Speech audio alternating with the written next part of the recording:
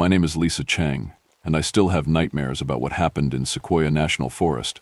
Even now, years later, I wake up in cold sweats, thinking about those ancient trees and what lived among them. This is my story, and I warn you, it doesn't have a happy ending.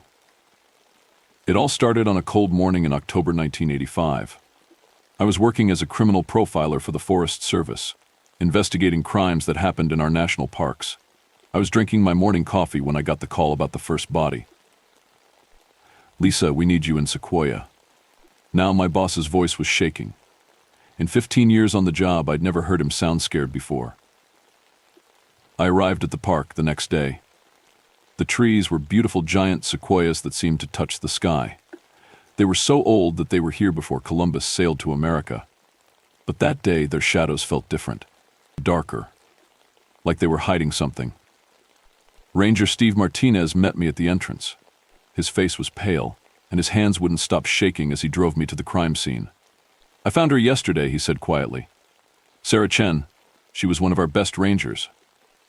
Nothing could have prepared me for what I saw. Sarah's body was posed like a trail sign, those markers that tell hikers which way to go. Her arms were stretched out perfectly straight, and someone had placed her ranger hat on her head like they were setting up a display. Her compass was sitting on her chest, the needle spinning in circles even though there wasn't any wind. I'd seen a lot of ugly things in my job, but this was different. This felt wrong, not just cruel or evil, but like something wasn't natural about it. 3 days later, we found Robert Fisher at another ranger station. He was posed too, his body twisted to look like a different trail sign. His radio was still on, playing static that somehow sounded like whispers if you listened too long. I called the main office and told them to send everyone they could. We had a serial killer in Sequoia National Forest, and I had a terrible feeling this was just the beginning. That night in my cabin, I looked out the window at those giant trees. They looked like they were watching me back, and for the first time since I started this job, I was truly scared. I didn't know it then, but I was right to be afraid. What happened over the next few weeks would change everything I thought I knew about the world, about evil, about what lives in those ancient forests, just waiting for someone to wake it up. And the worst part? Some nights when the wind blows just right through the trees, I think it's still out there, waiting. But let me tell you exactly what happened. Maybe then you'll understand why I can never go back into those woods again. Why sometimes late at night, I still hear the whispers. The first week of the investigation was like trying to solve a puzzle with missing pieces. Every morning I'd wake up early and spread all the case files on my tiny desk in the ranger station. My coffee would get cold while I stared at the photos, trying to make sense of it all.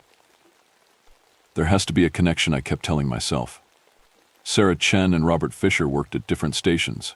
They didn't really know each other, but the way their bodies were arranged, it was like the killer was trying to tell us something. One morning, while I was looking through Sarah's belongings, I found her diary. The last entry made my hands shake. "Something's wrong in the forest. The trees feel different. Last night on patrol, I swear I saw Rangers Mike and David out by the old grove. But when I radioed the station, they said Mike and David were off duty. When I went to check, there were just empty trails. And that whisper on my radio. I called the station right away. I need to talk to Mike and David." There was a long silence on the other end. Then Lisa. Mike and David disappeared 3 days before Sarah died. My stomach felt like it was full of ice. I started digging deeper into old park records. Turned out rangers had been vanishing in these woods for years. Not many, 1 or 2 every few years. They were usually marked down as accidents or transfers. But now I wasn't so sure. Then came the night that changed everything. I was working late, the only one in the station. The radio crackled to life, making me jump. "Help. Someone." Old Grove, the voice was barely a whisper. I grabbed my flashlight and gun. I knew I should wait for backup, but something in that voice. It sounded so scared. The drive to the old grove took 20 minutes. The trees looked like giants in my headlights, their shadows moving in ways that shadows shouldn't. When I got there, I found fresh footprints in the dirt. They led deeper into the woods, toward the oldest part of the forest. I followed them, my flashlight beam bouncing between the massive tree trunks. The air felt heavy, like right before a storm. Then I heard a twig snap behind me. I spun around, gun ready. My light caught a figure standing between the trees. It looked like a ranger, but something was wrong. The way it stood was too stiff, like a doll. And its eyes. I ran.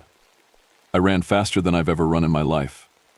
Behind me I heard footsteps, but they didn't sound human. They sounded like wood cracking. When I made it back to my car, I was shaking so bad I could barely get the key in the ignition. As I drove away, I looked in my rearview mirror. There was nothing there, but in the radio static I could have sworn I heard laughing. That night, while I was typing up my report, I realized something that made my blood run cold. Those footprints I'd followed, they weren't leading into the forest. They were leading me. The killer wasn't just hunting rangers. They were hunting me too. And somehow they were using the other rangers to do it. But that wasn't even the scariest part. The scariest part was that little voice in the back of my head that kept whispering, what if the killer isn't human at all? The next morning I met with Tom Walker, who had been a ranger here for over 40 years. We sat in his small cabin, and I could tell something was eating at him. His hands shook as he poured us coffee. "There's something I need to show you," he said quietly. From an old drawer, he pulled out a dusty leather journal. This belonged to my grandfather. He was a ranger here too, back in the 1920s. As he opened the journal, yellowed photos fell out. They showed rangers posed just like Sarah and Robert. Same positions, same blank faces, same everything. This has happened before my voice barely came out as a whisper. Tom nodded. Every 30 years or so, rangers start disappearing. Then the bodies show up, always posed like trail signs. Always with their ranger gear laid out neat and tidy. He paused, looking out his window at the trees. My grandfather called it the forest's hunger. He told me about the Native American tribes that used to live here. They never built villages near the old grove. They said the oldest trees had a spirit in them. Something ancient, something hungry. Every few decades it would wake up and demand sacrifices. I wanted to laugh it off. I was a trained investigator. I dealt with facts, evidence, real things. But after what I'd seen in the woods that night... Just then, my radio crackled. "Lisa, help." Old Grove, it was Steve Martinez's voice. "Steve's been missing for 2 days," Tom said, his face going white. I grabbed my gun and ran to my car. Tom called after me, "Lisa, wait, it's not Steve anymore. It's using him." But I was already driving. Steve was my friend. If there was any chance he was alive. The old grove was dark even in daylight. The trees were so thick here that sunlight barely reached the ground. As I walked deeper in, my radio started making that weird static sound again. Then I saw him. Steve was standing between two massive sequoias, perfectly still, just like the figure I'd seen before. "Steve," my voice echoed. He turned. His face. Oh God, his face. It looked like him, but his eyes were all wrong. They looked like dark knots in wood. "The forest is hungry, Lisa," he said. But it wasn't his voice. It sounded like creaking branches and rustling leaves. I started backing away. Steve, or whatever was wearing Steve's body, took a step forward. Behind him, I saw movement. More figures were coming out from behind the trees. I recognized them all. Mike, David, Sarah, Robert, all the missing rangers. Their faces were wrong. Their movements were wrong, like puppets being pulled by invisible strings. I ran again, but this time they followed. I could hear them moving through the trees, their footsteps sound like cracking wood. My heart was pounding so hard I thought it would burst. Just before I reached my car, I tripped. As I scrambled to get up, I saw something carved into a nearby tree. It was old, the marks almost grown over, but I could still read it. "The forest must feed. 23 will satisfy its hunger. Then it will sleep again." 23 rangers. That's what it wanted. That's what it had always wanted. We had already lost 7. As I drove back, hands shaking on the wheel, I knew we weren't dealing with a normal killer. We were dealing with something that had been here long before us. Something that had patience. Something that it wouldn't stop until it got what it wanted. And somehow, I had to find a way to stop it before 16 more rangers died. But how do you fight something that can turn your friends against you? How do you stop a hunger that's as old as the forest itself? I was about to find out. And the answer would cost more than I ever imagined. I spent 3 days locked in my cabin, searching through old books, newspapers, and park records. My walls were covered with photos and notes. Somewhere in all this history, there had to be a way to stop it. Then my phone rang. It was Tom. 2 more rangers are missing, he said. His voice was shaking. Lisa, it's getting stronger. Each ranger it takes, it gets stronger. That night, I couldn't sleep. The wind was too loud, whistling through the trees like whispers. Around midnight, someone knocked on my door. Lisa? It's Amy from the North Station. I need help. I knew Amy. She was new, just started last month. But something felt wrong. I looked through the peephole. Amy was standing there in her ranger uniform. Everything looked normal, except she was standing too straight, like a tree. Go away, I whispered. You're not Amy. The thing wearing Amy's face smiled. It wasn't a human smile. The forest knows what you're trying to do, Lisa. You can't stop this. It's been happening for hundreds of years. I covered my ears as more voices joined in. Steve, Sarah, all of them. They called my name, begged for help, tried to get me to open the door. I sat in the corner until sunrise, crying and shaking. When morning came, I called every ranger station in the park. Amy had vanished yesterday afternoon. The thing at my door wasn't her. It just looked like her. I went back to my research. There was a pattern in the old stories. Every 30 years. Always 23 rangers. Always in the old grove. Then I found something in a really old newspaper. 30 years ago, the killings had stopped at 22. Something had interrupted the pattern. The forest had gone back to sleep without its last victim. I called Tom right away. What happened 30 years ago? Why did it stop? The silence on the phone was long. Finally, Tom spoke. My father. He was a ranger here. He burned part of the old grove. A lot of the oldest trees died. The killings stopped after that. Then that's what we'll do, I said. We'll burn it. Lisa. No, Tom's voice was scared. My father. The thing in the forest, it punished him. Made him hurt himself. We can't fight it that way. But I had to try. That evening, I packed my backpack with everything I needed. Matches, gasoline, my gun. I wrote down everything I'd learned in case I didn't come back. As I drove toward the old grove, the sun was setting. The massive trees cast shadows that looked like reaching hands. My radio started playing static again, but this time I could clearly hear words in it. You can't stop this, Lisa. The forest must feed. The forest must feed. The forest must feed. I parked my car and started walking. The voices of all the missing rangers called out from the darkness, trying to trick me, trying to scare me. But I kept going. I had to end this, even if it meant I might not make it out. The old grove was waiting for me.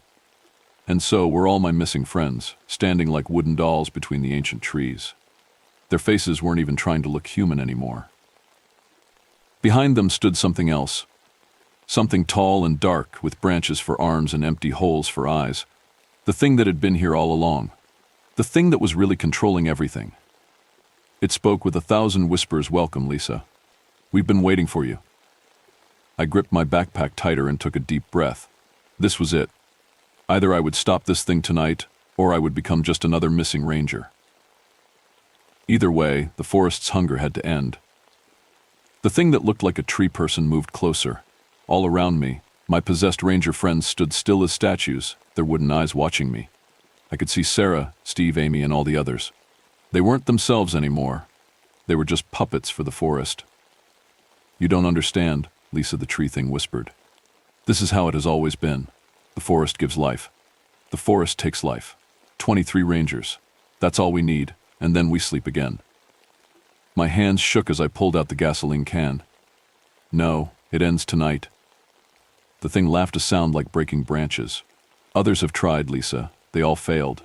They all joined us. I started pouring the gasoline around the base of the oldest tree. My possessed friends didn't move to stop me. They just watched. The tree thing kept talking. Think, Lisa. Every 30 years we take 23. That's all. Then we leave everyone alone. But if you fight us, if you burn these trees, we'll never stop. We'll take ranger after ranger, year after year. I hesitated. Was it right? Let it take 23 people now, or risk it taking even more later? That's when I noticed something. The static on my radio had changed. Through the noise, I could hear voices, but not the scary whispers from before. These were different. Weaker. Hidden. They were the real voices of my friends, trapped somewhere inside their wooden bodies. They were crying for help. That made my decision easy. I struck a match. The tree thing's eyes got wider. Wait, it said. We'll make you a deal. Join us willingly. Be our 23rd. We'll let you keep your mind. You'll live forever as part of the forest. I looked at my friends, their scared, wooden faces. I thought about all the rangers who had died here over the years, all the families who never knew what happened to their loved ones. No more deals, I said. No more rangers. I dropped the match. The fire spread faster than I expected. The gasoline trail lit up like a snake of light. The tree thing screamed a horrible sound like a whole forest crying out at once. My possessed friends suddenly came alive. They ran at me, their wooden hands reaching. But the fire was spreading, catching their uniforms. They stopped, confused, their wooden bodies starting to burn. The giant tree thing rushed at me. I felt its branches wrap around my throat, lifting me off the ground. If we burn, it hissed, you burn with us. I couldn't breathe. Couldn't fight back. The fire was everywhere now, eating up the dry forest floor. Smoke filled my lungs. The last thing I remember was the tree thing's face very close to mine, its wooden features twisting in rage and pain. Then everything went black. I woke up 3 days later in the hospital. The fire had burned down most of the old grove before they could stop it. They found me at the edge of the burned area, barely alive. They also found bodies, lots of bodies. All the missing rangers were there, their wooden features melted away, leaving just normal human remains. Families could finally bury their loved ones. That was 5 years ago. I don't work for the Forest Service anymore. Can't look at big trees without shaking. But sometimes I wonder, did we really stop it? Or did we just make it angry?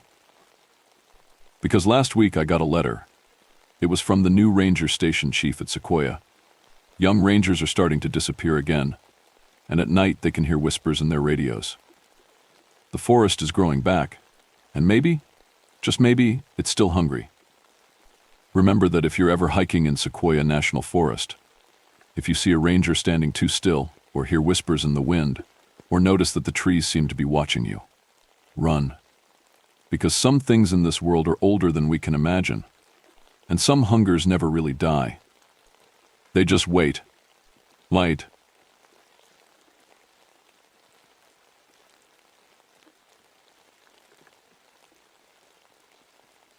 I never should have taken that maintenance job on the Appalachian Trail during the lockdown. As a former epidemiologist, I thought I was making the right choice trading my sterile lab for the open wilderness, where the pandemic couldn't reach me. I was wrong. So terribly wrong. My name is Rebecca Park, and I'm writing this account because people need to know what happened on that trail.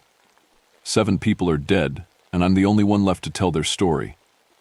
Though some nights I wish I wasn't.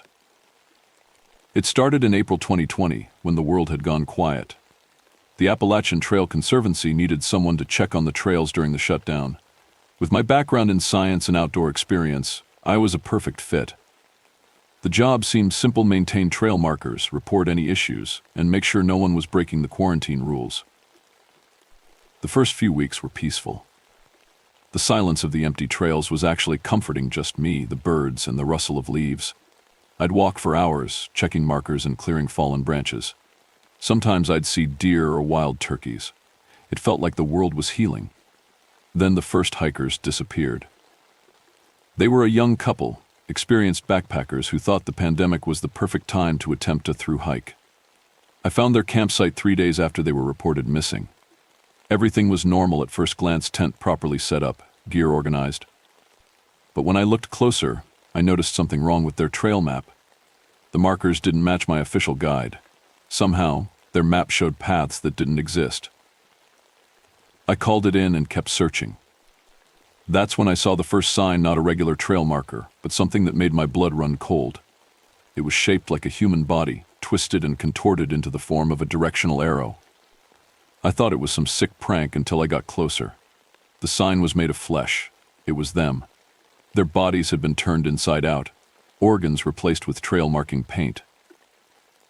I radioed for help, but the authorities were overwhelmed with pandemic responses. They said they'd send someone in a few days. I couldn't wait. More hikers were still out there. A week later, I found the influencer. She'd been documenting her quarantine adventure on social media. Her last post showed her following what she thought was another hiker in the distance. We found her body bent into the shape of a trail blaze, her phone still clutched in her hand, recording nothing but static. The pattern became clear: something was luring people off the main trail. It would mimic distant hikers calling for help, create false markers, even rearrange the trail maps in people's packs. 3 more missing hikers turned up fused with their own equipment, climbing ropes merged with skin, carabiners embedded in bone. But the worst was watching it take Marcus, my fellow trail volunteer. We were checking a new section when he pointed out a strange marker in the distance. Before I could stop him, he walked toward it. I saw the transformation happen, his body elongating, twisting, his screams turning into the soft creak of a waypoint sign. He's still out there, somewhere, marking a trail that leads to death. The entity, whatever it is, was using the pandemic to its advantage. With the trail mostly empty, it could take its time, pick its victims carefully. The few hikers who broke quarantine were perfect targets, already isolated, unlikely to be missed right away. During my final encounter, I finally saw its true form. Or maybe it wanted me to see it. It shifted between shapes: a fellow hiker, a park ranger, a search and rescue officer. But its eyes, they looked like trail markers, reflecting my flashlight beam with the same paint they use on the blazes. I ran until my lungs burned and my legs gave out. When I finally reached the ranger station, the trails behind me had changed. Paths that had existed for decades were gone, replaced by new ones that led into darkness. I survived, but the trail was never the same. Maps don't work anymore, at least not the way they should. Every time I try to guide rescue teams to the sites where I found the bodies, the paths have moved. The markers point in different directions. The trail is alive now, and it's hungry. I've left my job, moved to a small town miles from any hiking path, but it hasn't forgotten me. Every few weeks, I find a backpack on my doorstep, always belonging to someone recently reported missing on the trail. Inside, there's just a map, showing trails that don't exist and places no one should go. To anyone reading this, stay away from the Appalachian Trail, especially the quiet sections. If you hear someone calling for help in the distance, don't follow. If you see a marker that doesn't match your map, turn back. And if you ever see a trail sign that looks just a little too human, run as fast as you can. Because the trail is changing, growing, learning, and it's not just marking the way anymore. It's marking its territory. Note found in Rebecca Park's journal, dated September 2020. She was reported missing 3 days after writing this account. Her house was found empty, except for dozens of backpacks belonging to missing hikers, arranged in the shape of a trail marker.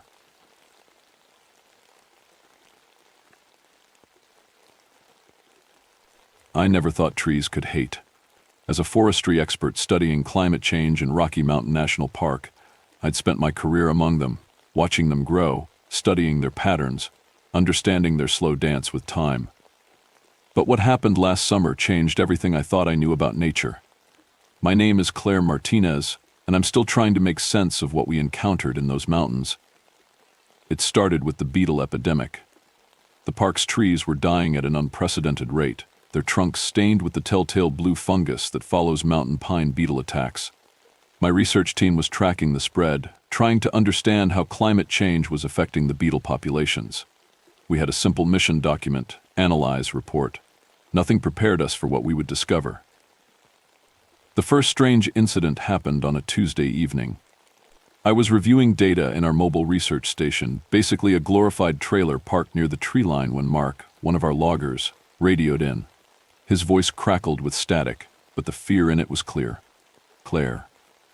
The trees. They're not where they should be. I remember laughing. Mark, you've been out there too long. Trees don't move. The radio went silent for a moment. Then I marked this section this morning. I know exactly where every dead trunk was. They're different now. They've shifted. I dismissed it as exhaustion.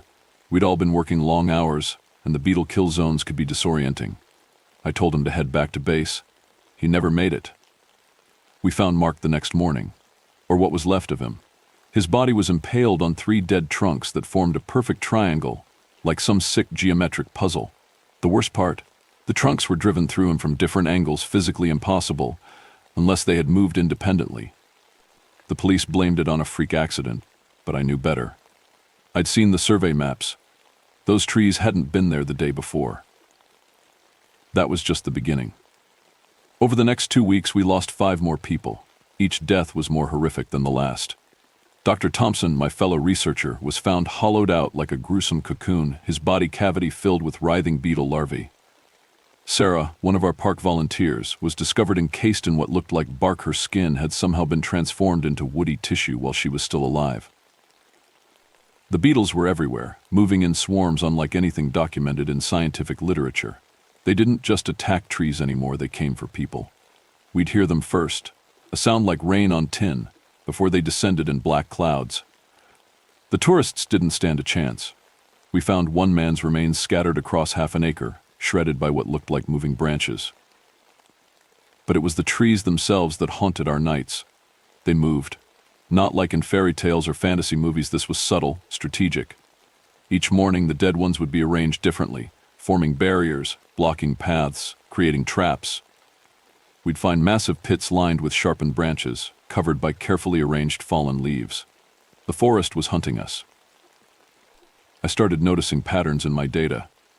The beetle attacks weren't random, they formed concentric circles, spreading outward from the oldest infection sites. But here's what scared me most: the patterns matched perfectly with areas where logging and development had been most aggressive. The forest wasn't just dying, it was fighting back. My research assistant, Jake, was the only one who believed me from the start.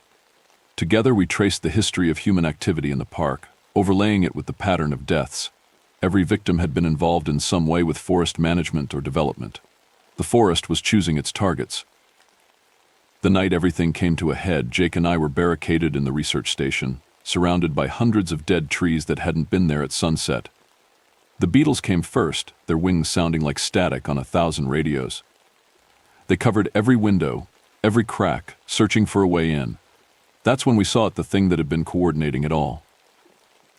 It rose from the center of the beetle kill zone, a massive shape formed from thousands of dead trees woven together like fingers. Not really a tree, not really a swarm, but something in between. A consciousness born from the dying forest's rage. Through the window, I swear I saw faces in its bark, every victim it had claimed, their features pressed into the wood like fossils. Jake and I survived that night, but we didn't escape unmarked. As the entity surrounded our station, something changed in us.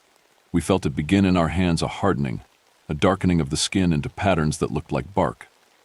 By morning, the forest had retreated and the beetles were gone. But the marks remained. That was 3 months ago.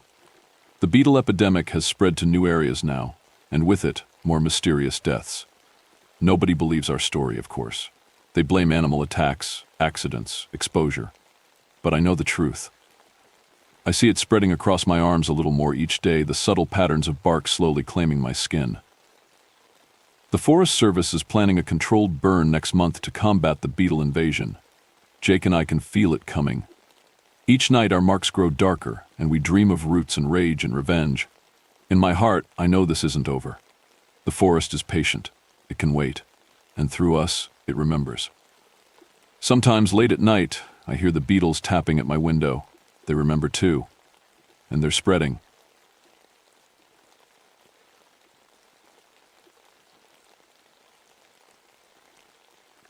I never wanted to go back to war after Korea, but what happened in Olympic National Park in the summer of 1955 was worse than any battlefield I'd seen. My name is James Cooper, and I'm writing this from a hospital bed in Port Angeles. The doctors don't believe my story. They think the fever from my leg amputation is making me delirious. But I need to tell someone what really happened beneath those ancient trees. That summer was unusually dry. The moss that usually dripped with moisture hung brittle and brown from the towering cedars.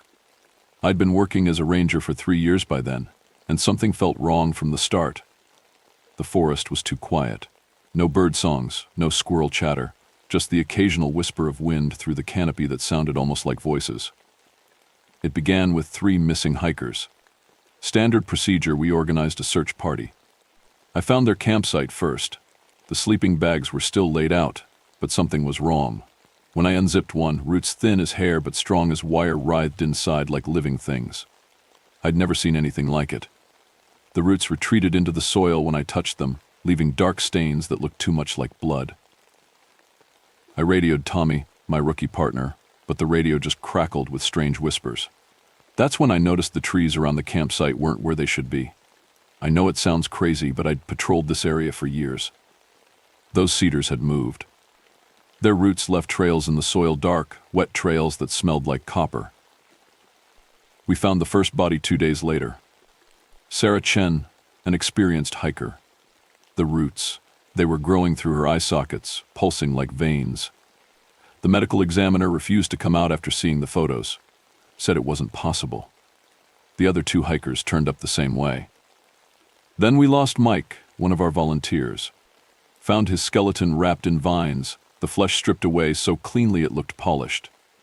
The vines were moving, digesting him inch by inch. I tried to cut him free, but the vines just grew back thicker, stronger. The research team we brought in was next. Dr. Rivera and Dr. Patel were studying the root systems when they disappeared. We found them 3 days later, or what was left of them. Their faces were visible in the tree bark, mouths frozen in silent screams. The bark was growing over them like a living tomb. Their hands sometimes pressed against it from the inside. Tommy. Poor Tommy wouldn't listen. He got too close to an old cedar while investigating strange patterns in the root systems. They looked like human nerve endings spread across the forest floor. The tree. It pulled him in. He was conscious for weeks, screaming from inside the trunk. We could hear his voice getting weaker as the tree digested him. I had to listen to my partner die, and there was nothing I could do. That's when I noticed the pain in my leg. A small scratch from a fallen branch had turned dark, with thin roots moving under my skin. They spread fast, growing up toward my knee. I could feel them pulsing, trying to reach deeper. The forest was hungry, and I was being digested alive. I did the only thing I could. I took my chainsaw, the one I used for clearing fallen trees, and I cut off my own leg above the knee. The pain was unbearable, but the alternative was worse. I poured gasoline everywhere and lit it up. The trees screamed not like wood burning, but like people dying. I crawled 3 miles before another ranger found me. They contained the fire. Said I was lucky it didn't spread further in the drought. Lucky? They don't understand. That fire saved more lives than they'll ever know. Yesterday they found my severed leg in the ranger station storage room. It was sprouting new growth, thin, green shoots that reached toward the ceiling. The doctors didn't believe me, so I made them burn it. I can still hear the whispers at night, and sometimes I swear the potted plant in my hospital room has moved closer to my bed. I've requested a transfer to the desert. I can't go back to Olympic. The forest is alive in ways we never understood, and it's always hungry. If you go hiking there, stick to the marked trails. And if you hear whispers in the wind that sound almost like voices, run. Run before the roots find you. They found more bodies after I left. The official report says it was a serial killer, but I know the truth. The forest is still there, still hungry, still digesting its victims. Sometimes, on quiet nights, you can hear them whispering from inside the trees. I'm the only one who made it out alive. The only one who knows the truth. But the worst part, the very worst part, I swear I can still feel my missing leg, and in my nightmares it's still growing. Note found in Ranger Cooper's personal effects after his death in 1987: the desert is safe. No trees. But yesterday I saw a cactus move when no one was looking. They're spreading. God help us all.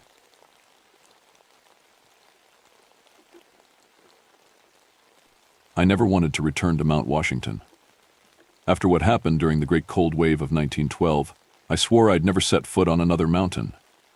But here I am, writing this account from my bed at the Portsmouth General Hospital, watching my bandaged hands shake as I try to hold the pen steady. The doctors say I'm lucky to only lose 3 fingers to frostbite. They don't understand that the missing fingers are the least of what I lost up there. My name is Elizabeth Blackwood, and until last week, I was one of the most experienced Arctic expedition guides in New England. That was my identity, the fearless woman who could navigate the harshest cold, who had led dozens of successful expeditions across frozen wastelands. But that was before I encountered something on Mount Washington that defied everything I knew about cold, ice, and death itself. It started with a routine rescue mission. 2 climbers had gone missing during what should have been a standard winter ascent. As someone who had lost my own brother to the Arctic's merciless grip 5 years ago, I couldn't refuse when the ranger station called for my expertise. The weather reports showed an unusual cold front moving in. They called it the Great Cold Wave, but nothing I hadn't handled before. Ranger Steve Collins met me at the base station. He was young, eager, and clearly impressed by my reputation. "Miss Blackwood, we're honored to have you here," he said, checking our gear one last time. The missing climber's last known location was near Tuckerman Ravine. "We've got a search party already up there, but with this cold front coming in..." I nodded, understanding his concern. The temperature was dropping faster than usual, the kind of cold that makes your teeth ache and your eyes burn. But something else felt wrong, a stillness in the air that reminded me of those final moments before we lost my brother in the Arctic. The mountain seemed to be holding its breath. We started our ascent as the sun began to set, which wasn't ideal, but time was critical in rescue operations. The first sign that this wasn't a normal mission came about 2 hours in. We found tracks in the snow, human footprints, but something was wrong with them. Steam was rising from each impression, and when Steve reached down to examine one, Jesus Christ, he yanked his hand back. Where his fingers had touched the footprint, the skin was instantly blistered, as if he'd grabbed a hot coal. But this was impossible. These were prints in the snow. They should have been cold. The tracks led up a nearly vertical ice face, which made no sense. No human could climb that without gear, yet the footprints continued straight up, accompanied by dark streaks that looked disturbingly like blood trails. That's when we heard a sound that still haunts my dreams. My brother's voice, calling out exactly as he had in his final moments in the Arctic. "Lizzie, I can see our breath dancing." I froze. Steve looked at me, confused. "MS Blackwood, are you all right?" Before I could answer, we spotted them. The missing climbers, standing upright in the snow about 50 yards ahead. Relief flooded through me until we got closer. They were perfectly preserved, frozen solid, their eyes wide open, and their faces twisted in expressions of absolute terror. But they weren't just frozen, they were posed, like grotesque ice sculptures, their arms reaching towards something unseen. The temperature dropped so rapidly that our equipment cracked. The digital thermometer flickered before dying completely, but the last reading I saw showed 120 def, an impossible temperature for New Hampshire. That's when I saw it, emerging from the swirling snow. It was roughly human-shaped, but wrong in ways my mind struggled to process. Its body was translucent, like pure ice, with a dark core pulsing at its center. Every movement it made was accompanied by the sound of cracking ice, and the air around it crystallized instantly. Where it stepped, the ground froze so deeply it created those burning footprints we'd found. Steve didn't even have time to scream. The thing moved with impossible speed, and I watched in horror as frost spread across his body from the inside out. His blood crystallized in his veins, visible through his rapidly freezing skin. Then, in a moment I'll never forget, his body simply inverted, turned inside out by the force of the flash freezing. I ran. God help me, but I ran. I could hear it behind me, my brother's voice calling out again and again, using his last words to taunt me. The radio crackled to life, bringing news that the search party had found another victim impaled on impossible spikes of ice that had erupted from the ground itself. My training kicked in. I had thermal charges in my pack, standard equipment for breaking through ice sheets. With trembling fingers, I set them up in a circle, remembering how ice responds to sudden heat stress. The thing was getting closer, the air around me growing so cold that each breath felt like swallowing glass. I waited until I could see that dark core pulsing inside its icy form. The charges detonated, and the rapid temperature change did exactly what I'd hoped. The creature's outer layer shattered, but I wasn't prepared for what happened next. As its frozen shell cracked, it reached for me with impossible speed. I felt the cold burn of its touch as I fell back, my left hand caught in its grasp. The pain was indescribable. Even as I watched my fingers turn black with instant frostbite, I could see the thing collapsing in on itself, its dark core exposed and vulnerable to the relatively warm air. It made a sound, not my brother's voice this time, but something ancient and furious as its core crystallized and shattered. They found me half a mile down the mountain, severely hypothermic but alive. My frostbitten fingers were amputated, but the strangest part, they had to store them separately from other medical specimens because they kept moving during winter storms, reaching toward the mountain like compass needles pointing north. The official report blamed the deaths on extreme weather conditions during the Great Cold Wave. The impossible temperatures, the vertical footprints, the moving frozen fingers all dismissed or ignored. But I know what I saw, and I know why on certain cold nights I still hear my brother's voice in the wind, telling me about our dancing breath. They say Mount Washington holds the record for the coldest wind chill ever recorded in the continental United States, but I know there are colder things up there, things that walk through frost and turn blood to ice. And sometimes when the winter storms roll in and my missing fingers ache, I wonder if that thing really died, or if it's just waiting for another cold wave to descend from the mountain's peak. The worst part?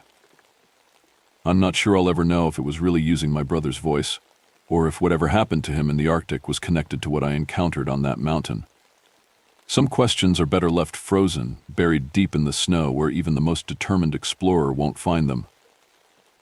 Editor's note: Elizabeth Blackwood's amputated fingers remain a subject of controversy at the Portsmouth Medical Museum, where time-lapse cameras have recorded unexplained movement during severe winter storms. The museum's attempts to study this phenomenon have been hampered by equipment failures due to unexpected temperature fluctuations in the specimen storage area.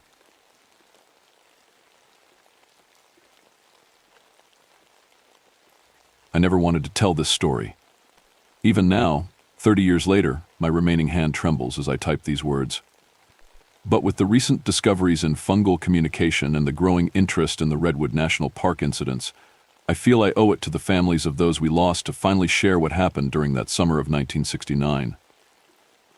My name is Thomas Reed. I was a park ranger at Redwood National Park back then, fresh out of the Marines and looking for peace among the ancient trees. The irony of that still haunts me. It started the same week as the moon landing.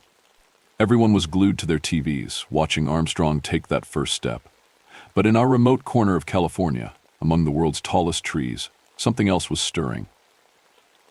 I remember the first sign: a group of young hippie campers asking about strange lights between the trees at night. I dismissed it as campfire reflections or maybe some mushroom-induced hallucination. They were the first to die. We found them 3 days later. The scene still visits me in nightmares. 4 bodies, kneeling in a perfect circle, their hands buried in the soil. At first we thought they were just sitting there, but when we tried to move them, God help me. Thin, white threads had grown through their bodies, anchoring them to the ground. Their faces were frozen in expressions of peaceful wonder, like they had witnessed something beautiful before the end. Dr. Sarah Chen, our park botanist, was fascinated. She took samples back to her lab, talking excitedly about unique fungal structures and unprecedented growth patterns. 2 days later, her assistant found her body split open like a ripe fruit, glowing mushrooms sprouting from within. They pulsed with a soft green light. That's when the Park Service sent in a team. Dave and Mike, good men I'd worked with for years, went to check the growth patterns Dr. Chen had mapped. They radioed about finding a massive tree with unusual markings. That was their last transmission. We found them 3 weeks later, or what was left of them, their bodies partially absorbed into a tree trunk. The worst part, their eyes still moved, following us. They were conscious, trapped inside the wood. Jessica Torres, a wildlife photographer, volunteered to document the phenomena. She was careful, kept her distance. It didn't matter. The spores found her anyway. When we discovered her camera 2 days later, the footage showed her transformation. Her body had become a breeding ground for something that wasn't quite fungus, wasn't quite plant. The formations growing from her looked almost engineered. The last victim before everything went to hell was a graduate student who'd snuck into the park, drawn by rumors. We found him wandering the trails, mushrooms growing from his body, walking like a puppet. He wasn't alone anymore, something else was driving him. Through broken speech, he told us the network was alive, thinking, growing. He said it had been waiting for millions of years, and now it was ready to spread. I knew we had to stop it. The fungal network was expanding, trying to reach beyond the park's boundaries. I led a team to burn the infected areas, but the entity fought back. It released spores that caused vivid hallucinations, visions of loved ones beckoning us into the trees, promises of eternal connection to something vast and ancient. The containment operation cost me my right arm. I can still feel it sometimes, especially when it rains. The doctor said it was a simple infection from a cut, but I know better. I saw the tiny threads growing under my skin, felt the network trying to claim me. The amputation saved my life. We managed to contain the spread, but at a terrible cost. 9 people dead, if you can call what happened to them death. Sometimes I wonder if parts of them are still conscious in there, connected to that vast underground network, experiencing something beyond human comprehension. Last year, a junior ranger found my amputated arm in a remote part of the park. It had sprouted a new strain of mushrooms, unlike anything mycologists had seen before. The official report says it was destroyed, but I've heard whispers. Some say the samples were sent to a government lab. Others claim the fungus started communicating through computer signals. I still work as a consultant for the Park Service, though I never go back to that section of the redwoods. On quiet nights when the moon is full like it was during that first lunar landing, I swear I can feel something pulsing through the earth beneath my feet. Something patient, something ancient, something waiting. The scientists say fungi can communicate through vast underground networks. They call them nature's internet, but none of them were there in '69. None of them saw what happens when the network decides to communicate back. Sometimes on the edge of sleep, I hear whispers in a voice that sounds like rustling leaves. It tells me that someday the network will try again, and this time it won't stay confined to just one park. I've never told anyone this next part, but I know my time is growing short, so I might as well share it now. The mushrooms that grew from my severed arm, they spelling something out in their growth pattern, and a date. I've got it written down somewhere, but I won't share it here. Some things are better left unknown. If you're reading this and you work in the parks, especially the redwoods, watch for the signs. Green bioluminescence in mushrooms, unusual growth patterns, the feeling of being watched by the trees. And most importantly, if you ever hear the forest speaking back to you, run. Because in the deep woods, in the green silence between the ancient trees, something is waiting, something is growing, something is learning, and it remembers us.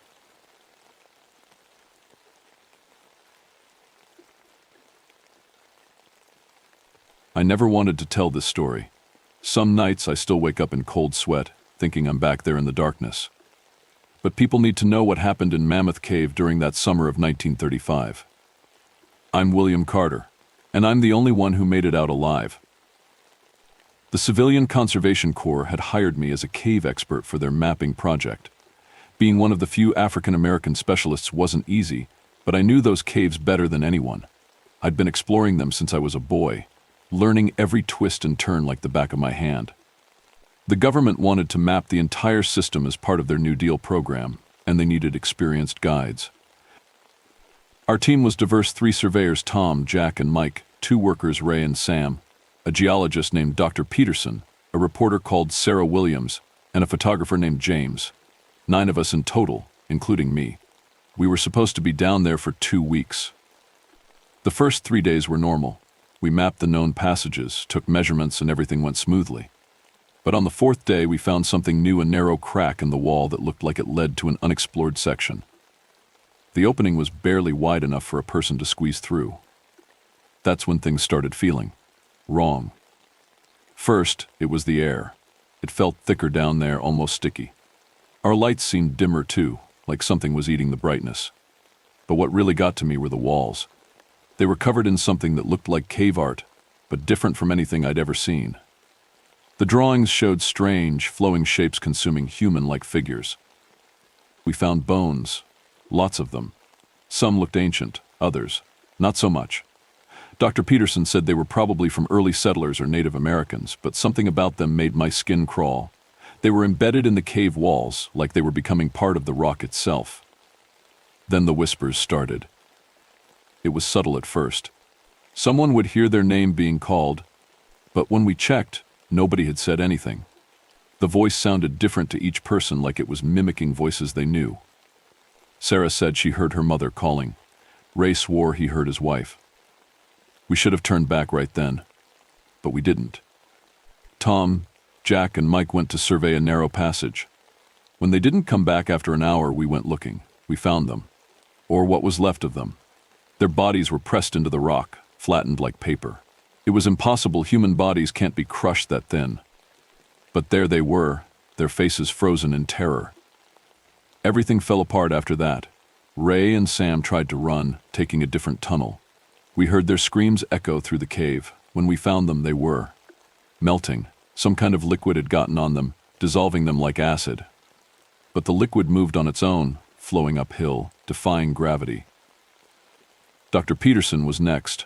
He was taking samples of the cave wall when the rock seemed to reach out and grab him. Within minutes, he became part of the cave formation, his body turning to stone before our eyes. Sarah tried to document everything, but the stalactites. They pulled her in. James kept taking pictures until the end, even as crystal formations began growing over his skin. I ran. God help me, I ran.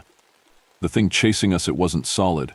It could flow through the smallest cracks, then reform into something massive. It made sounds using the voices of our dead teammates, trying to lure me back. I could hear them all calling me, begging for help. I made it to a Section 1 new well, with unstable support columns. Using the explosives we'd brought for clearing blocked passages, I set charges and brought the whole tunnel down behind me. I trapped that thing in there, but I also sealed in the bodies of my friends. Nobody believed my story. They said the others probably got lost or fell into underground rivers. The official report blamed it on cave-ins and natural hazards, but I know what I saw. I've been back to Mammoth Cave a few times since then, just to check. There are new formations in that section now, ones that weren't there before. Sometimes they look like faces I used to know.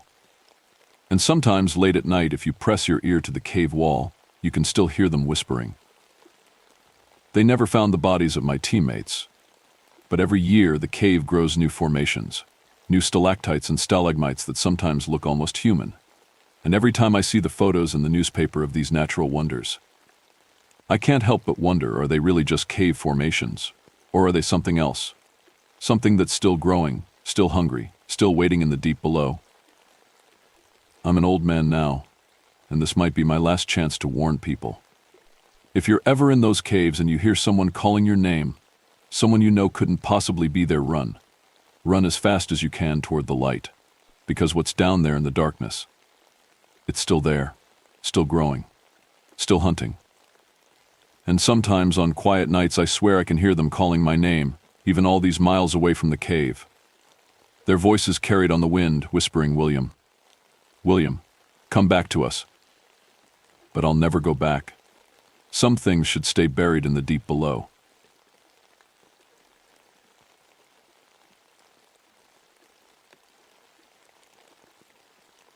I've been a ranger at Yellowstone National Park for 15 years, but nothing in my training prepared me for what happened during the solar eclipse of 2024.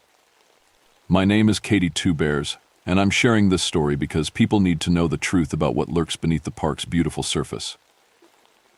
As both a ranger and geologist, I thought I understood Yellowstone's geothermal features better than most. The hot springs, geysers, and steam vents were like old friends to me. Growing up in the Crow tribe, I'd heard our elders' warnings about certain areas of the park, but I always dismissed them as simple cautionary tales to keep children safe from the dangerous hot springs. I was wrong, so terribly wrong. It started 3 days before the eclipse. I was doing my regular morning checks of the geyser basin when I noticed something odd about the tourist logs.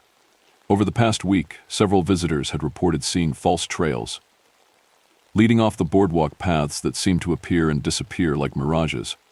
I didn't think much of it at first. Tourists often get confused about the designated walkways. That afternoon, a group of 5 visitors ignored the warning signs and walked off the boardwalk, claiming they saw a prettier hot spring just a few yards away. By the time I spotted them, it was too late. The ground beneath them wasn't solid at all, it was a thin crust over a boiling pool. I'll never forget their screams as the earth gave way. We couldn't even recover their bodies, the acidic water had dissolved everything.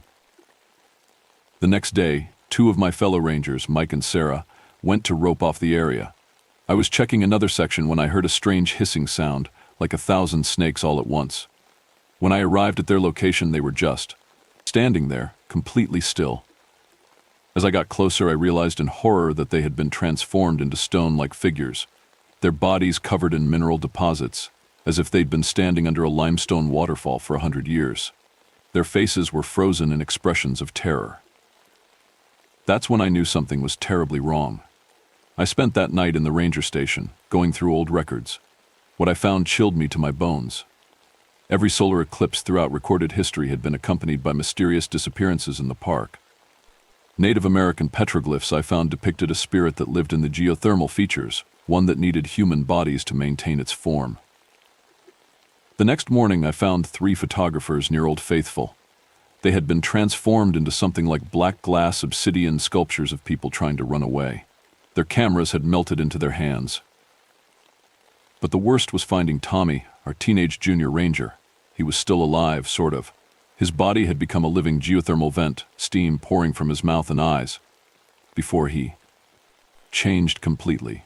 He managed to tell me what he saw: a figure made of steam and boiling water, walking through the geyser field, leaving false trails that only certain people could see.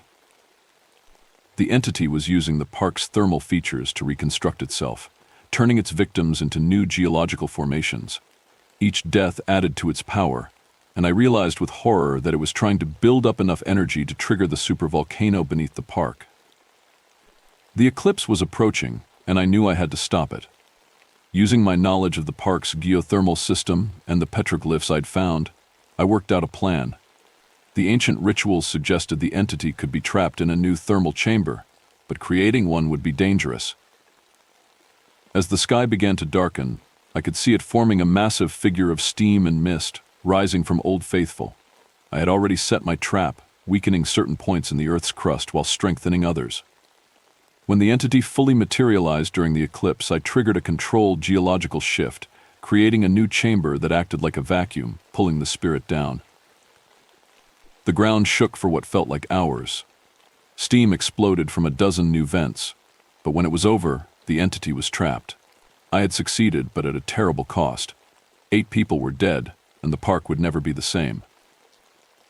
That was 6 months ago. The new geyser that formed over the chamber erupts every 12 hours now.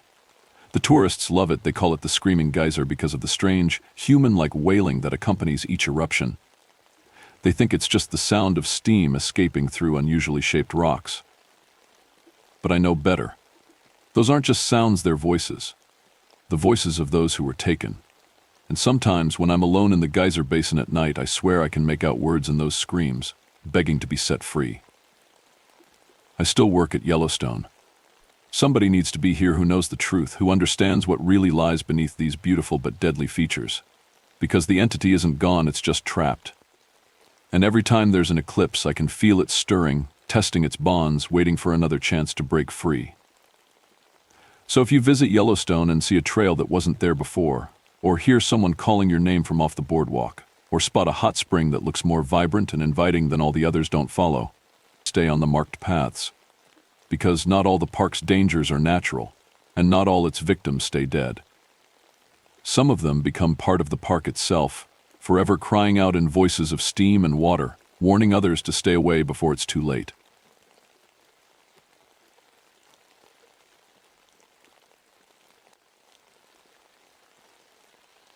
I've been a search and rescue specialist at Grand Canyon National Park for 15 years, and what happened in the summer of 1977 still haunts me. As a former combat medic in Vietnam, I thought I'd seen the worst humanity had to offer. I was wrong. Some things in this world can't be explained by human cruelty. My name is Miguel Ramirez, and this is my story. It started during one of the worst heat waves in Arizona history. The canyon was like an oven, with temperatures hitting 120 degrees in the shade. Most smart hikers stayed away, but there's always someone who doesn't listen to the warnings. The call came in around sunset. A family of 3 hadn't returned from their day hike on one of our remote trails. Simple enough, I thought. Probably just got lost or ran out of water. I'd done hundreds of these rescues before. I packed my gear and headed out with my flashlight, radio, and emergency supplies. The sunset painted the canyon walls in deep reds and purples, but something felt wrong. The usual evening sounds, crickets, wind through the rocks, distant coyotes were missing. Just dead silence. The first weird thing I noticed was the trail itself. I knew every inch of these paths, but something seemed off about the markers. They were there, but different.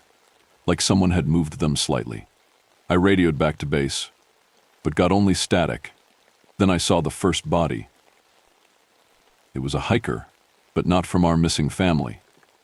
The corpse looked mummified, like it had been baking in the sun for months, but there was fresh water in their canteen. Their skin was paper thin, organs crystallized like they'd been freeze-dried. The strange part? No smell. Dead bodies in the canyon always smell, especially in this heat. I marked the location and kept moving. That's when things got really strange. The trail started to loop. Not in the normal way trails wind through canyons, I mean exactly loop. Same rocks, same cacti, same everything. Except each time, something was slightly different. A moved boulder. A new blood stain. Another body. I found Ranger Thompson next, or what was left of him. Parts of him were scattered across what looked like multiple versions of the same spot, like someone had torn him apart and scattered the pieces across different copies of reality. His radio was still working, playing back his final transmission on loop. It's watching me. Oh God, it's watching from every direction at once. The student geologist was next. Sarah Chen, according to her ID. She was still alive when I found her, but she was aging, right in front of me. I watched as her 23-year-old face wrinkled, hair grayed, skin sagged, until I was looking at someone who'd lived through 7 decades in about 30 seconds. She died trying to tell me something about temporal loops and quantum superposition. I heard the helicopter before I saw it. Search and rescue backup, finally. But when I looked up, I saw 3 helicopters, same number, same crew, but each one seeing a different version of the canyon. They crashed into walls that existed in one reality but not others. That's when I found the family. The parents were caught in some kind of time loop, dying over and over again in different ways. But their 8-year-old daughter, Maria, was somehow unaffected. She saw it all too, the thing that was doing this. She called it the Canyon Maker. Said it wasn't a monster like in the movies. It was like a living hole in reality, making copies of the canyon to hunt in. It fed on how we perceive reality, turning our expectations against us until we couldn't trust our own senses. I managed to get Maria out. I still don't know how. Maybe because she was young enough that her view of reality wasn't fixed yet. But the thing followed us, kept trying to pull us back in. We finally escaped when the sun rose, like its power was weaker in daylight. The official report says heat exhaustion and hallucinations caused by dehydration. 5 dead, 2 survivors. They classified everything else. But I know what I saw. Maria survived, but there was a price. Every time she sees a canyon now, even in pictures, she ages backwards a little. Last time I checked on her, a woman in her 50s living in Minnesota, she looked 30. She keeps all her windows covered and never watches nature documentaries. I quit search and rescue after that, took a desk job in Phoenix. Some nights I still dream about those endless loops of canyon and wake up wondering if I ever really got out. If this reality is the real one, or just another copy created by that thing. Sometimes, when it's very quiet, I can still hear Ranger Thompson's radio playing that last transmission, and I wonder how many other versions of me are still out there, trapped in endless loops, trying to save people who are already dead. But here's what really keeps me up at night. What if it's not just the Grand Canyon? What if there are things like the Canyon Maker all over the world, bending reality into hunting grounds, and we just don't notice because anyone who finds them never makes it back to tell the story? I don't hike anymore. I don't even like looking at mountains or cliffs. Because sometimes, just sometimes, I think I see them shift a little. Like something's watching, waiting to make another copy, another loop, another feeding ground. And the worst part, right now as you're reading this, you're probably wondering if this story is real. That doubt, that uncertainty about what's real and what isn't. That's exactly how it starts.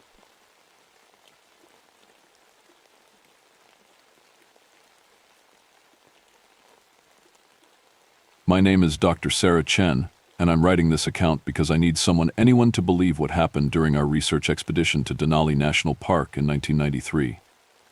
I've spent 30 years trying to forget, trying to convince myself it was just altitude sickness or extreme cold playing tricks on my mind. But I know what I saw. I know what happened to my team.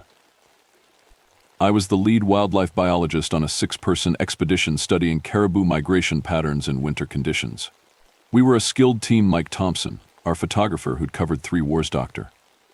James Walsh and Dr. Lisa Rodriguez, both experienced researchers, Pete Davidson, our local guide who knew Denali like his backyard, and the Williams brothers, Tom and Steve, professional climbers who'd scaled some of the world's most challenging peaks. The first 3 days were routine. We set up our base camp in a sheltered valley, established our research stations, and began tracking the caribou herds. The weather was harsh but manageable, hovering around 20 degrees. Nothing we weren't prepared for. It started with the footprints. I was checking the perimeter sensors when I noticed them, a single line of tracks in the fresh snow leading away from camp. They looked human, but something was off. They were too perfect, too precise, like they'd been stamped rather than walked. And they started and stopped abruptly, as if whoever or whatever made them had appeared and disappeared in mid-stride. I radioed Pete to take a look. He arrived with his usual easy smile, but it faded as soon as he saw the tracks. "These weren't here an hour ago," he said, frowning. "And look at the spacing. No one walks like this, especially not in deep snow." We followed them for about 50 yards before they vanished. Not covered by snow, just stopped, like someone had been lifted straight up into the air. We marked the location and headed back to camp, trying to laugh it off. That night, the temperature dropped to 40 degrees, and the wind picked up. The first real sign something was wrong came when Mike didn't return from his evening photography run. He'd gone to capture the aurora borealis, a routine 30-minute trip to a nearby ridge. After 2 hours, we organized a search party. The Williams brothers took the lead while Pete and I searched a different sector. We found his camera first, planted upright in the snow, lens pointed at the sky. The viewfinder was frozen, displaying the last image he'd taken, a wall of white with strange, geometric shadows that seemed to shift when you looked at them directly. 20 feet away, we found what was left of Mike. I'm a scientist. I deal in facts, in things I can measure and document. But what happened to Mike defied every law of nature I know. His organs had been removed with surgical precision and arranged in the snow in complex patterns that seemed to form equations I couldn't understand. There was no blood. The snow around him was pristine white. The Park Service rangers couldn't reach us. A sudden storm had made helicopter evacuation impossible. We secured Mike's remains as best we could and retreated to the base camp. That's when the whiteouts began. They weren't normal whiteouts. The snow would fall in impossible patterns, creating perfect white rooms around us, geometric spaces that shouldn't exist in nature. During these whiteouts, our equipment would malfunction in specific sequences. The random static on our radios formed patterns that Dr. Walsh swore were mathematical formulas describing 4-dimensional space. We lost James and Lisa next. They were in their tent when it happened. We heard no screams, no struggle. When we found them in the morning, their sleeping bags contained their bodies, turned inside out. Their skin was on the inside, organs on the outside, but somehow they were still intact, like a glove perfectly reversed.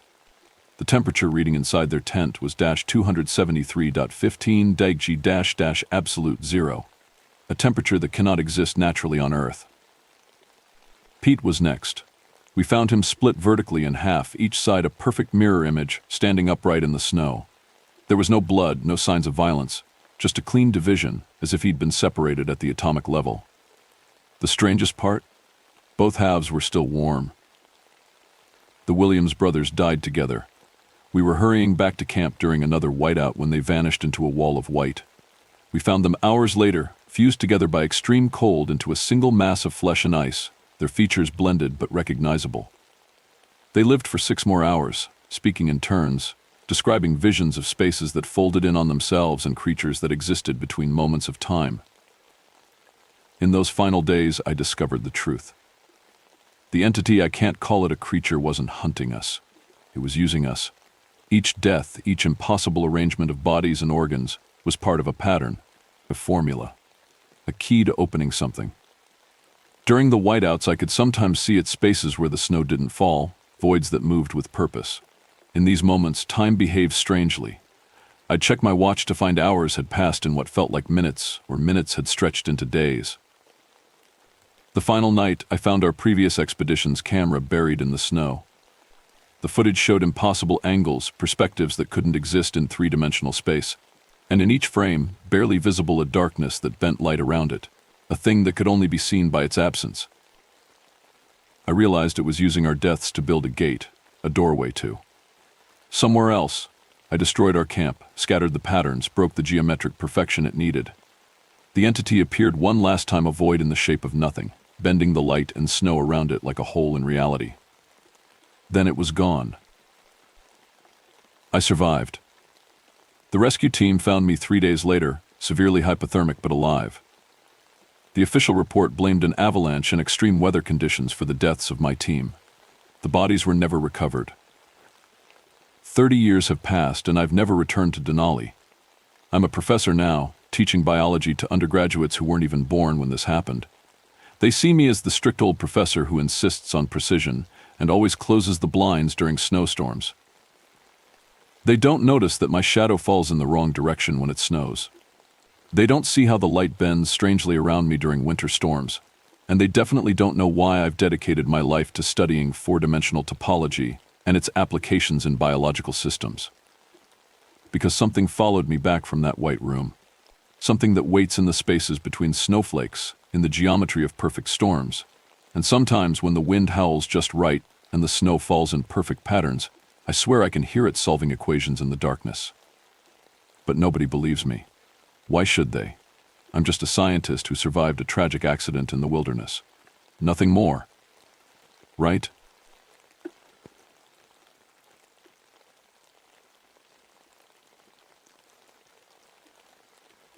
I never wanted to tell this story. Some nights I still wake up in cold sweats, my pacemaker buzzing with phantom signals. But people deserve to know what happened in the boundary waters that summer. Maybe then they'll understand why I crusade against the military's electromagnetic weapons program. My name is David Chen. In 2008, I left my cushy tech executive job to become a wilderness guide. Funny how I thought I was escaping technology, only to find its darkest form in the wilderness. It started as a routine expedition. 7 clients, a family of 3, the Smiths, 2 camping buddies, Mike and Tom, a tech blogger named Sarah, and a retired physics professor, Dr. Williams. The forecast mentioned magnetic storm activity, but I'd led dozens of trips through worse. The first sign something was wrong came when our GPS unit started acting strange. They kept directing us to what I called dead zones, areas where all electronic equipment would suddenly die. I switched to my backup compass, but even that spun wildly, like a toy in a microwave. It must be the magnetic storm, I said, trying to sound confident. But I'd never seen anything like this. That night, Mike and Tom disappeared from camp. We found them the next morning. I wish we hadn't. Their camping equipment, metal tent poles, cooking gear, even their belt buckles had somehow fused with their bones. It looked like the metal had melted and flowed into their bodies like water into sand. Sarah, the tech blogger, insisted on documenting everything on her phone. The world needs to know, she said. I should have stopped her. We watched in horror as her device's phone, laptop, camera started vibrating, then floating. They attached themselves to her body, spreading like a metal vine, her screams. They weren't human anymore. They became digital, broadcasting on every frequency. Our radios picked up her death screams for hours afterward. The Smith family thought their satellite phone would save us. Instead, it consumed them. The device grew, morphing and expanding until it enveloped all 3 of them. To this day, that phone number still works. Sometimes people call it and hear the family's voices, having the same conversation over and over, like a broken record. Dr. Williams was next. His medical implants, a hip replacement, and some dental work ripped through his flesh like they were trying to escape. I can still hear him begging me to end it. The rescue pilot responded to our distress signal. Big mistake. As soon as his plane got close, every instrument in his cockpit came alive. They burrowed into his brain like metal worms. The plane crashed a mile from camp. That's when I really saw it. The entity. It wasn't just affecting our technology, it was building something. A massive structure made of twisted metal, electronic equipment, and human remains. It pulsed with electromagnetic energy, sending out signals that made every piece of technology in the area come alive. I survived because of dumb luck. When the entity came for my pacemaker, I jumped into the lake. The water somehow insulated me from its influence. I stayed submerged for hours, coming up only for quick breaths, watching through the rippling surface as my clients became part of its network. The official report called it a tragic accident caused by a severe magnetic storm. But I know what I saw. Later, I found classified documents about Project Signal, a military experiment to create electromagnetic weapons that could control technology. Something went wrong. Or maybe two right. I live in the city now, far from the boundary waters. But I'm never really free. Every few weeks, my pacemaker picks up signals, garbled voices, digital screams, fragments of final moments. Sometimes I recognize them. Sarah's last blog post. The Smith family's endless phone call. Mike and Tom's final breaths. The entity is still out there, growing stronger. Every piece of technology it absorbs becomes part of its network. And sometimes, late at night, when I'm between sleep and waking, my pacemaker buzzes with a message. Signal found. I don't go into the wilderness anymore. But I wonder, does the wilderness come looking for us? In this age of ubiquitous technology, are any of us truly safe from what's waiting in those signal dead zones? If you're planning a trip to the boundary waters, do yourself a favor. Leave your phones behind. Ditch the GPS. And if you hear static on your radio that sounds almost like human voices, run. Run as fast as you can. Because sometimes when technology calls, something answers.